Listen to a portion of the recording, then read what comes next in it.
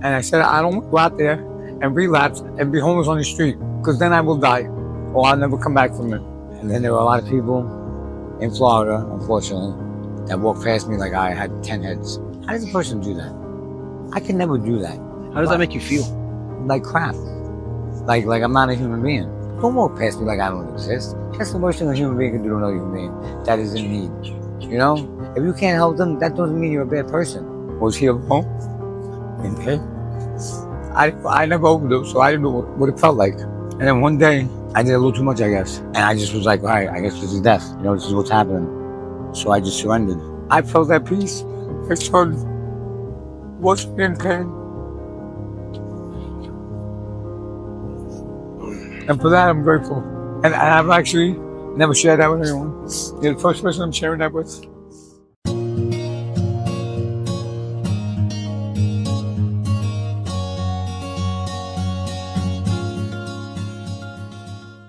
NA is amazing.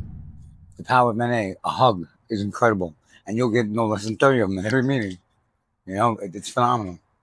You know, they say like, oh, it's therapy is, if the whole world took a little therapy, it'd be a much better place. I really think so. You know, me, I was clean for years. And then I lost my son.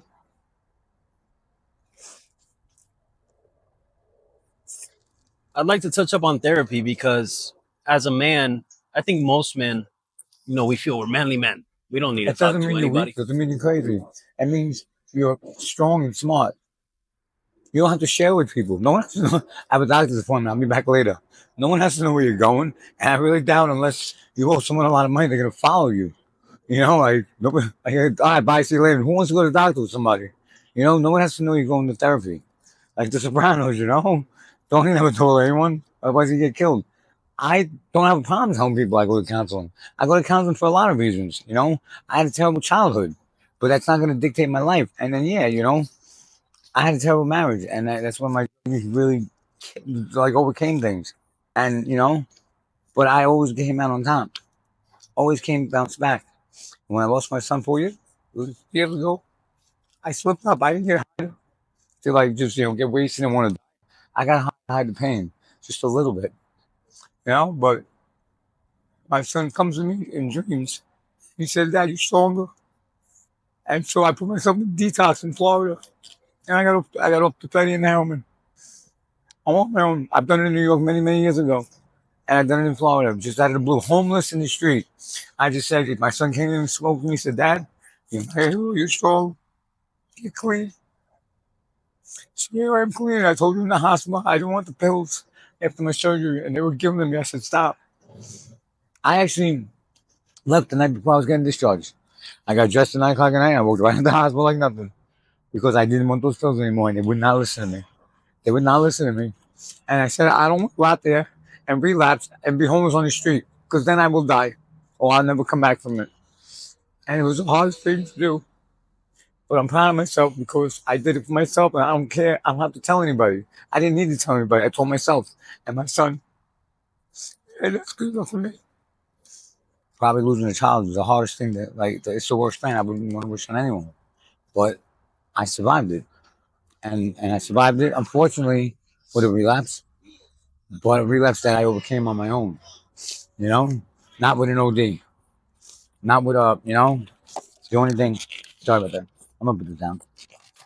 The only thing, my son, he overdosed, an accidental overdose. And one of the things that bothered me was he alone in pain? I never overdosed, so I didn't know what it felt like. And then one day, when I was just, just hiding the pain, I just, I did a little too much, I guess. And I did in my bathroom. And they got my two roommates that were with me. And I'll never forget them for this with security guards and they had Narcan. And I was in there for like 40 minutes and they broke the door down. And they thought I was dead. They said I was dead, way blue and stuff. I was taking like probably 3 breaths in almost a minute. And they hit me with 4 doses of Narcan, which is an incredible amount. And I thought I was dead because I was trying to like fight them. I couldn't breathe because I was on my back. I was trying to get to my side. And I just was like, all right, I guess this is death. You know, this is what's happening. So I just surrendered. But then I couldn't see it. And then finally, I came back to Earth, wherever I was, and and and I felt relieved. So I don't know. It doesn't hurt. It scares the shit out of you. That's part of my language. It's scary, very. Some people probably see the light, and come back. Some people, don't. And I felt that peace. My son was in pain, and for that I'm grateful. You can go. Okay. For that I'm grateful. And I've actually never shared that with anyone. You're the first person I'm sharing that with because I don't think anyone else really cares, about how, whether an overdose is painful or not. But I'm glad I was able to say that because it feels good to actually get it off my chest. And that was another reason that made me want to get clean right away because I don't want my family to have to go through anything like that. You know, I don't. Even the ones that don't talk to me, I don't want them to ever have to think that we lost Chris because he OD'd. Mine going out like that. Not happening. How old was your son? He was 19. It's crazy. Amazing.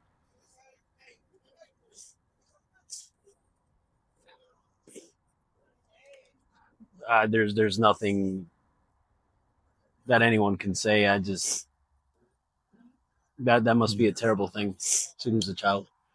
It is. And the amount of guilt I felt because of my addictions and him seeing it, you know, it's easy for people to say, oh, you can't let that eat you up. It's so much easier said than done. You know, how you not feel guilty exposing your son to something that he eventually dies from?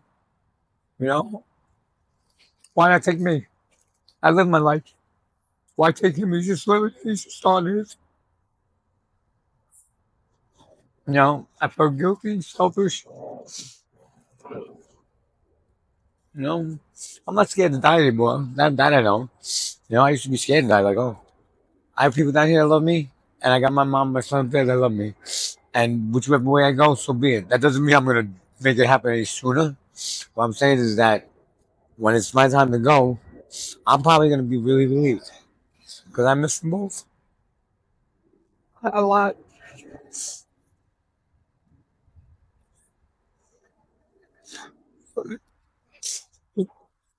How long have you been out here?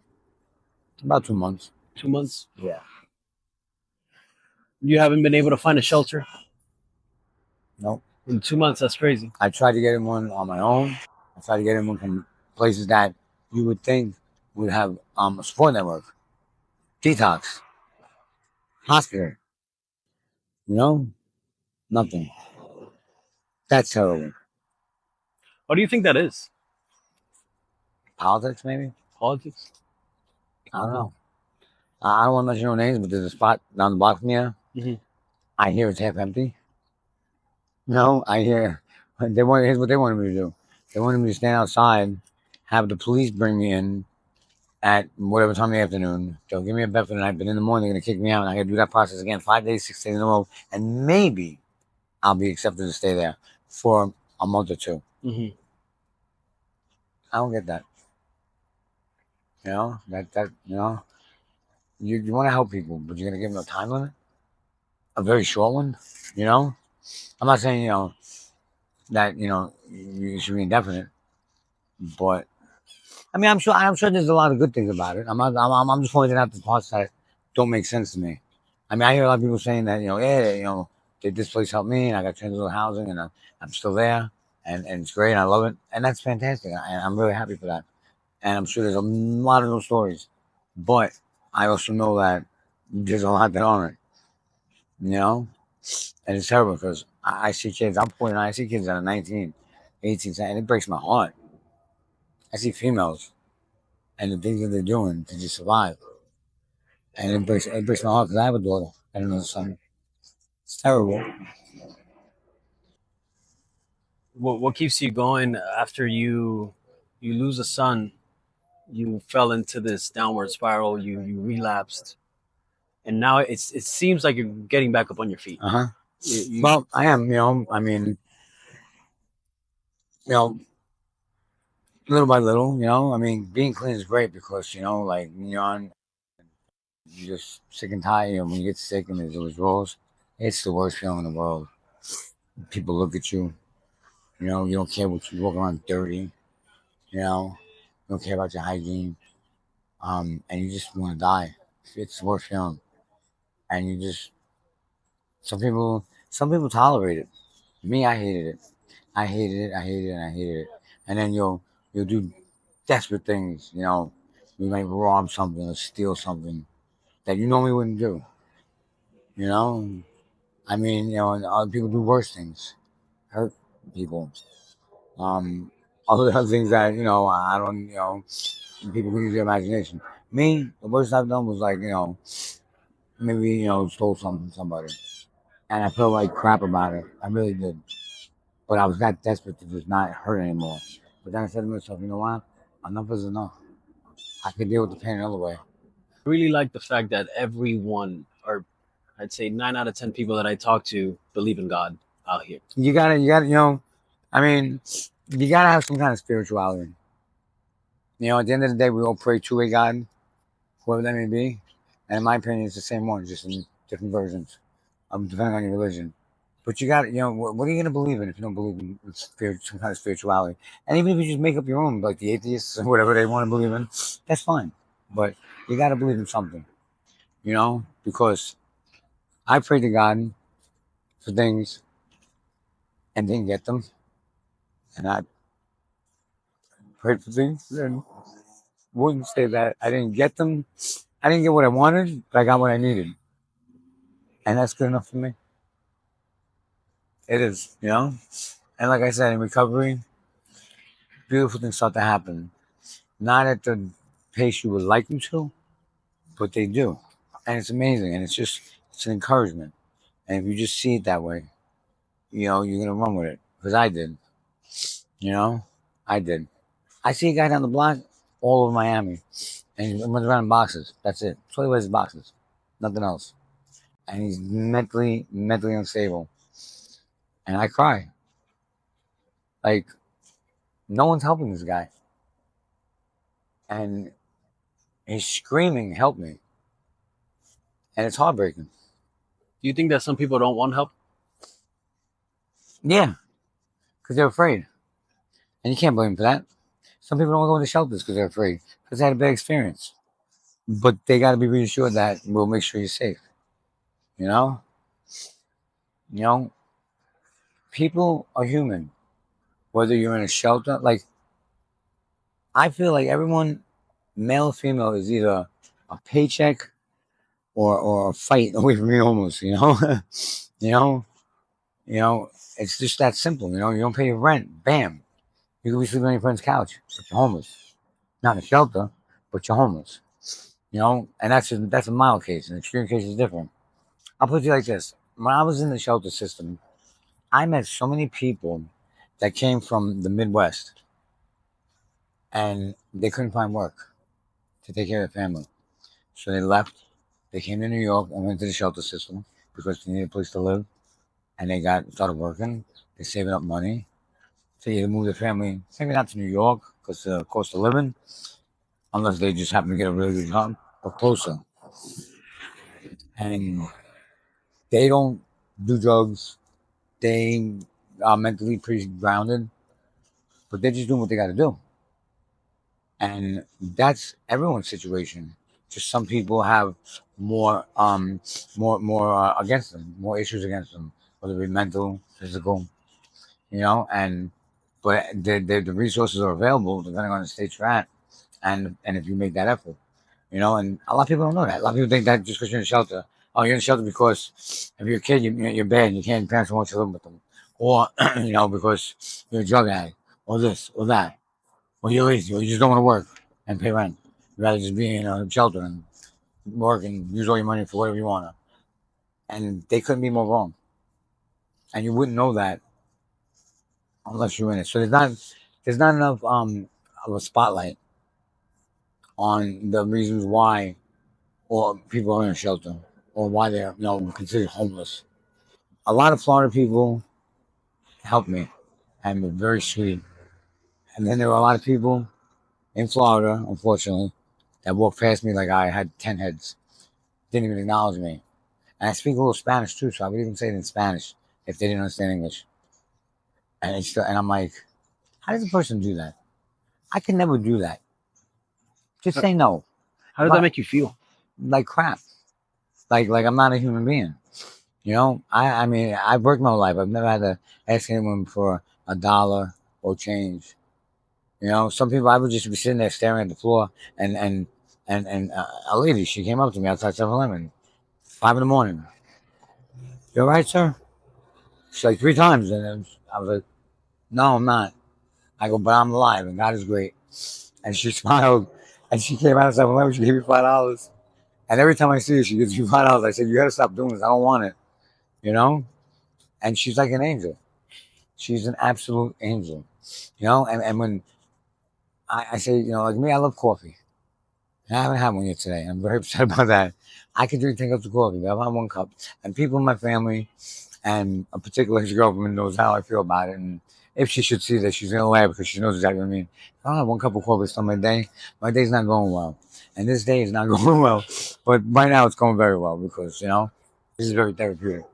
But, yeah, she's a sweetheart. And people, I would say to people, can you spare $1? I'm going to get something to drink. Well, what do you want? My food? I'm like, yeah. They go, really? I'm like, yeah, why? They go, most people say, no, just a couple hours. Maybe because they want to use it to drink or get high. I go, no, I'm hungry and thirsty.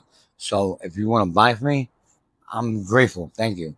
And we would go into the store and they would spend a lot of money. Like to me, it's like 20, 25. We went to 7-Eleven and the guy was like, get pizza, get wings for later, get this and that, get a large coffee. You know what I mean? Like I walked out of 7-Eleven like I was going grocery shopping.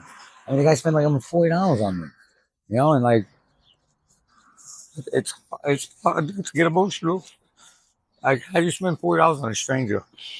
I don't even think I would do that, but I would. But I'm just saying, like that's just not something that everybody every day does. And then you'll meet the complete opposite of people where you know, students are, I mean, to bother you, but you have any change or whatever. They walk like they don't even look at you. They'll be having a conversation, they hear you, but they just don't even acknowledge you. And it's like just say no, I'm sorry, or just look at me and say anything. But don't walk past me like I don't exist. That's the worst thing a human being can do to another human being that is in need. If you can't help them, that doesn't mean you're a bad person. That just means you're not able to help them. More importantly, if they had nothing to give, I'm sorry I have plastic, but they would still talk to me and acknowledge me, and that is so inspiring, and it'll help a person. It will. So I hope if anyone's using it, the message they get is that, if you feel a little nervous because a person looks a little dangerous, by all means, keep yourself safe. But if a person is just standing there, you know, even if they are a drug addict, that doesn't mean they're not a human being. They're a human being in need, a human being that needs help, you know? And if you give them something and you say, oh, I don't want to contribute to that habit, don't look at it like that. Just look at it like that, just give them some inspiring words when you do something like that. Don't give them $100. Give them $1. Give them 50 cents. But say something inspiring to him. And, that'll probably go a lot longer. And he'll read that and he may not react to it, but it's in his head. And if that happens enough times, I feel like it'll click because it did with me. I'm glad that you've ran into good people. Yeah, There's a lot of good people in this world. there are in this world, and the ones that I said that, walk past, I'm not mad at them. I get it. I understand. It's just that, we're better than that as people. At the end of the day, we all bleed red, no matter what color skin is. So we shouldn't treat anybody any less or more than the next person, no matter what their status is. That's just the way. That's just my opinion, the way I see it. Not everyone might not, and that's fine. That's their opinion, But in the real world, that's what it is. Chris, at 49 years old, what is your definition right now of success? Um, Waking up every day, having a roof over your head, being able to support yourself, and hopefully, help your family and people you care about. and give them back, paying it forward. Because I know now more than ever I will when I can. Maybe it'll be one of these organizations that I volunteer with, or whatever it is, or maybe it'll just be something I do on my own, where I just go around and just try to talk to people on the street. I'm not afraid to sit down next to a homeless person on the street and talk with them. I've had some of the best times sitting down talking to a guy that was an alcoholic, but he made me laugh so hard when I was so sad and down. Yeah. And that guy was like an angel. You know what I mean? That guy was amazing. I made great friends in the shelter system that I was like, thank God. And then I don't see him for a few days, and I find out they died. Not from overdose, like diabetic seizure. And I'm like, wow, you know, and it's life though. What we miss when we lose someone we care about is the physical, the hugging, the. But what we got to remember and be grateful for is that their spirit is with God, and that's where you want it to be. You know, and you'll never lose the memory. You celebrate their life. You celebrate the memories. You never get over losing someone. You just